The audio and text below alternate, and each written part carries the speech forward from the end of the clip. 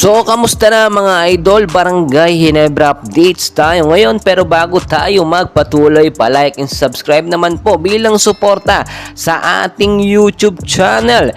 Tony Bishop posibleng hindi nga po makapaglaro sa next game ng Barangay Ginebra sa December 22 kontra sa kupunan ng dati niyang team na Meralco Bolts. Well guys, matapos kasi po ang sunod-sunod na pagkatalo ng Barangay Ginebra ay lalong bumagsak ang standings nila sa pang-anim na posisyon. Nangunguna ngayon ang Magnolia, Chicken Templados, Meralco Bolts, Phoenix, Northfort at San Miguel Beer. Nasa pang-anim na pwesto ngayon ang Ginebra, which is defending champion pa man din sila. At dahil nga po hindi pa rin magaling ang mga injured player nga po ng Barangay Ginebra, ay nahihirapan pong makaangat ngayon ang Barangay Ginebra team natin. Lalo't wala si Scotty, si Justin Brownlee at ang ibang maaasahan na player sa Barangay Ginebra.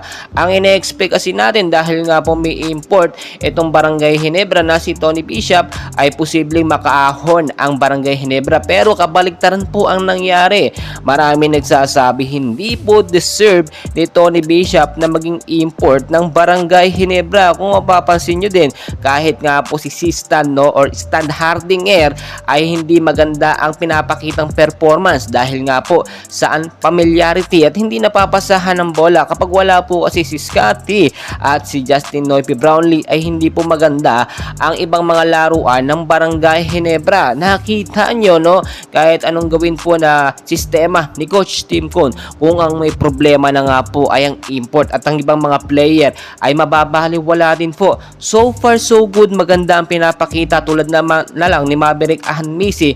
Nakita nyo naman, ito nga galing nga po sa Converge, maganda pinapakita niya at talagang consistent naman. Pero si Tony Bishop, nakita nyo, para siyang nagkakalat lang sa loob. Hindi niya po kayang hawakan ang iba't ibang posisyon tulad na lamang ni Justin Noype Brownlee. So inaasahan po natin sa next game ng Barangay Ginebra ay posibleng hindi makakalaro itong dahil nga po alam na ng Meralco Bolts ang mga galawan ni Tony Bishop. Pero kung makikita nyo naman, ginagawa naman ni Tony Bishop at inamin niya mismo na hindi talaga niya kayang pantayan ang galing ni Justin Noype Brownlee. Pero syempre dapat naman ipakita niya bilang isang import ng Ginebra, defending champion, ay may maipagmamalaki siya sa kanyang sarili. And well guys, soon as possible ay kailangan na po itong gawa ng paraan, ASAP ni Coach Tim Cone na magpalit immediately ng panibagong import dito nga po sa Barangay Ginebra. At inaasahan natin may mga taong napili na o may mga player na napili na